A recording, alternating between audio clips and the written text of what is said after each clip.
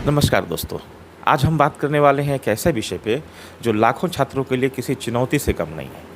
Multiple choice question MCQ परीक्षाओं में सफलता किस तरह से पाएं। वीडियो को पूरा देखिएगा ताकि कोई भी इम्पोर्टेंट जानकारी आप मिस ना कर पाएँ। नीट, जेईई, यूपीएससी जैसी प्रतियोगिता परीक्षाओं में एमसीक्यू का बहुत बड़ा महत्व है। मल्टीपल चॉइस क्वेश्चंस का बहुत बड़ा महत्व है। सिर्फ पढ़ाई कर लेना ही काफ़ी नहीं है। इन परीक्षाओं को पास करने के लिए स्मार्ट रणनीति और सही अप्रोच की भी आवश्यकता पड़ती है। नोटबुक और पेन तैयार रखिए क्योंकि आज मैं कुछ आपको ऐसी स्ट्रेटजीज बताने वाला हूँ जो आपके स्कोर को कई गुना बढ़ा सकती है। आप जानते हैं कि एमसीक्यू परीक्षाएं न केवल आपकी जानकारी की जांच करती है बल्कि आपके त्वरित निर्णय लेने की और समय प्रबंधन टाइम मैनेजमेंट कौशल को भी परखती हैं। समय की कमी और नेगेटिव मार्किंग जैसे कि गलत उत्तर पर एक अंक आपके स्कोर को काफ़ी प्रभावित कर सकता है। इसलिए सिर्फ विषय ज्ञान ही काफ़ी नहीं है, आपको एक प्रभावी परीक्षा रणनीति भी चाहिए। हम एक ऐसे ही समग्र दृष्टिकोण पर चर्चा करेंगे जिसमें परीक्षा की तैयारी, समय प्रबंधन और यहाँ तक कि वैज्ञानिक अनुमान लगाने की टेक्निक्स भी शामिल होगी। तो चलिए आगे देखते हैं। किसी भी युद्ध को जीतने के लिए सही मानसिकता और रणनीति की बहुत ही आवश्यकता पड़ती है और ये होना बेहद ज़रूरी है। हम लोगों को तैयारी को सबसे पहले प्राथमिकता देनी चाहिए, उसके बाद ही किसी टेक्नोलॉजी का कोई महत्व आता है। सबसे पहले और सबसे महत्वपूर्ण बात यही है, कोई भी ट्रिक या तकनीक कड़ी मेहनत और गहन अध्ययन का स्थान नहीं ले सकती। ये रणनीतियाँ आपको उन चीज़ों को प्रभावी ढंग से लागू करने में मदद ज़रूर करती हैं जो आपने सीखी हैं और दबाव में गलतियाँ कम करती हैं, लेकिन ये पूर्ण तैयारी का, पढ़ाई का स्थान नहीं ले सकती। दूसरा, प्रश्नों के प्रकारों को समझना। एमसीक्यू पेपर में 3 तरह के प्रश्न होते हैं। टाइप 1 पहला है कि आसान क्वेश्चंस हैं, ये लो हैंगिंग फ्रूट्स हैं। ये वो प्रश्न हैं जिनके उत्तर आपको तुरंत पता होते हैं और वो तुरंत आप उसे हल कर सकते हैं। इन्हें सबसे पहले राउंड में हल करने का प्रयास करें। जो क्वेश्चन आपको आते हैं, जो क्वेश्चन आसान प्रश्न हैं, उन्हें सबसे पहले राउंड में हल करने का प्रयास करें। दूसरा आता है मध्यम प्रश्न, जो कि थोड़ा टफ है। इन्हें आप हल कर सकते हैं लेकिन इनमें थोड़ा समय लगता है, तो इन्हें मार्क कर दें और आसान प्रश्नों के बाद हल करने के लिए उन्हें दूसरे राउंड के लिए छोड़ दें। तीसरा जो होता है वो कठिन प्रश्न होता है।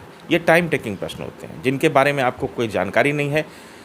इनसे सबसे आखिर में निपटने के लिए इन्हें छोड़ देना चाहिए। जब आप टाइप 1 और टाइप 2 टाइप के एमसीक्यू को आप हल कर लेते हैं तो टाइप 3 के क्वेश्चन पे ध्यान देना है। मनोवैज्ञानिक दृष्टिकोण क्या है? पहला प्रभाव, अक्सर जो उत्तर सबसे पहले आपके दिमाग में आता है वही सही होता है। ज़्यादा सोचने से भ्रम और गलतियां होने की संभावना हो सकती है। अपने कॉन्फिडेंस और स्पीड को बनाए रखें। अपने सबसे मजबूत विषय से शुरुआत करें, इससे आपका कॉन्फिडेंस पूरे एग्ज़ाम ड्यूरेशन तक बना रहेगा और आपकी स्पीड ही बना रहेगी। शांत रहें। अगर किसी प्रश्न पे आप अटक जाएं तो बिल्कुल नहीं घबराएं, उसे चिन्हित करें, मार्क करें और आगे बढ़ें। आपका सबकॉन्शियस माइंड उस पर काम करता रहेगा और हो सकता है कि बाद में आपको समाधान उसका मिल भी जाए। टाइम मैनेजमेंट, आप सब लोग जानते हैं कि समय ही धन है और परीक्षा में समय ही आपका सबसे बड़ा वेपन है, हथियार है। तो प्रारंभिक अवलोकन, पहला, परीक्षा शुरू होते ही हल करना शुरू न करें। प्रश्न को परीक्षा शुरू होते ही हल करना शुरू न करें। पहले 2-3 मिनट में पूरे पेपर को आप सरसरी तौर पर देखें और उसे समझने का प्रयास करें कि क्या कहा जा रहा है। इससे आपका दिमाग उस परीक्षा देने के लिए तैयार होता है। कभी कभी एक प्रश्न में दूसरे का भी विकल्प छुपा रहता है, सुराग छुपा रहता है, इसलिए उसे भी ध्यान से देखना है। आपको पेपर के कठिनाई स्तर का अंदाज़ा भी आपको 2-3 मिनट अगर आप क्वेश्चन पेपर पे टाइम देंगे, उसे सरसरी तौर पे देखेंगे तो आपको पता चल जाएगा। दूसरा, 3 चरणीय स्कैन रणनीति। अपने पेपर को 3 चरण में बांटें। पहला चरण 0 से 45 मिनट का होगा। इसमें केवल आसान प्रश्नों को हल करने का प्रयास करें।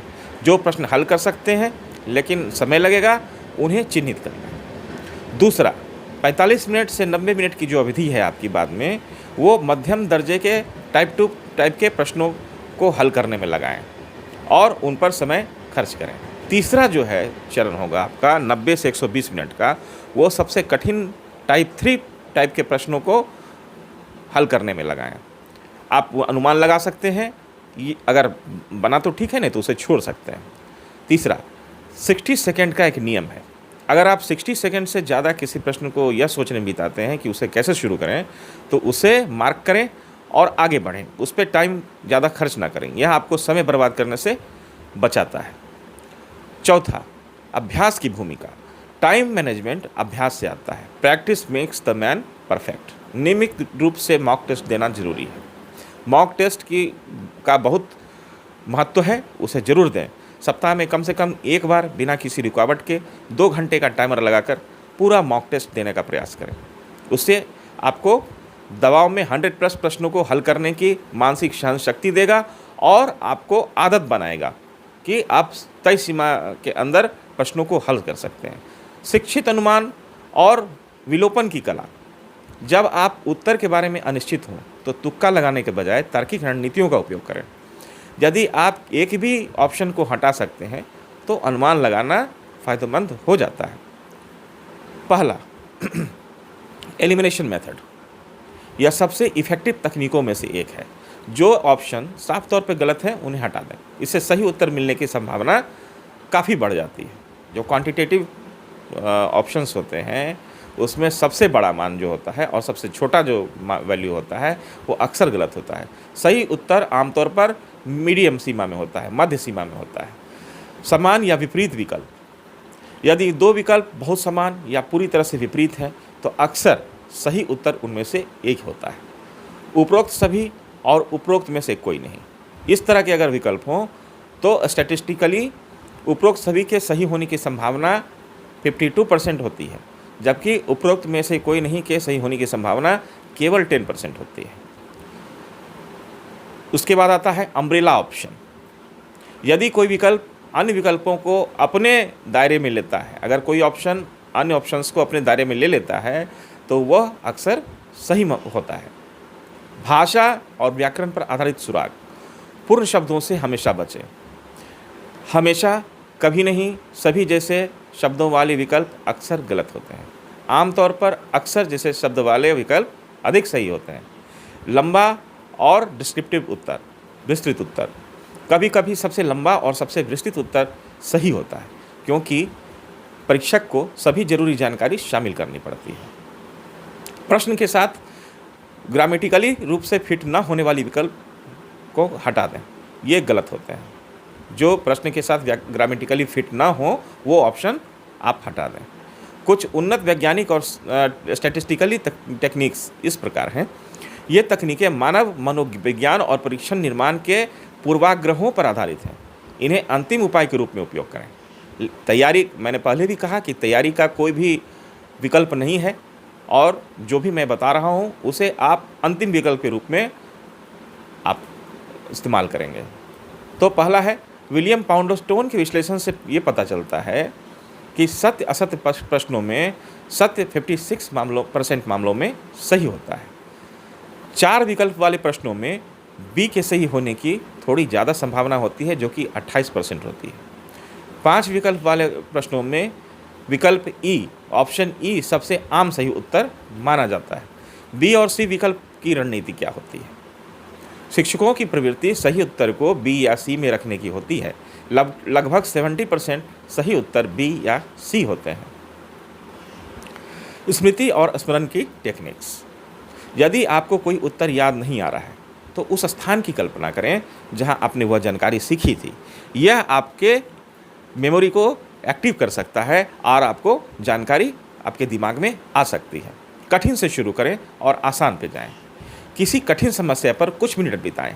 यदि आप उसे हल कर पा रहे हैं तो ठीक है, यदि हल नहीं कर पाते हैं तो आगे बढ़ें। तो आपने देखा कि MCQ आधारित परीक्षाओं में सफल होने के लिए सिर्फ ज्ञान ही काफ़ी नहीं है, इसके लिए एक अच्छी रणनीति, कौशल और एक शांत दिमाग की आवश्यकता होती है। सफलता का मार्ग कठोर तैयारी को स्मार्ट परीक्षा देने की टेक्निक से साथ जोड़ने में निहित है। प्रश्नों को क्लासिफिकेशन करके, समय का बुद्धिमानी से प्रबंधन करके और शिक्षित अनुमान के लिए एलिमिनेशन मेथड का उपयोग करके आप अपनी क्षमता को अधिकतम कर सकते हैं। मुझे उम्मीद है कि ये रणनीतियाँ आपको अपनी अगली MCQ परीक्षा में सफल होने में मदद करेंगी। अगर आपके कोई सवाल हैं तो आप कमेंट सेक्शन में पूछना ना भूलें। इस वीडियो को लाइक करें, शेयर करें और हमारे चैनल को सब्सक्राइब करें ताकि हम आपके सामने और भी ऐसी ही उपयोगी जानकारी ला सकें। तो चलिए फिर मिलते हैं एक नई वीडियो में उपयोगी जानकारी के साथ। तब तक के लिए नमस्कार, जय हिंद।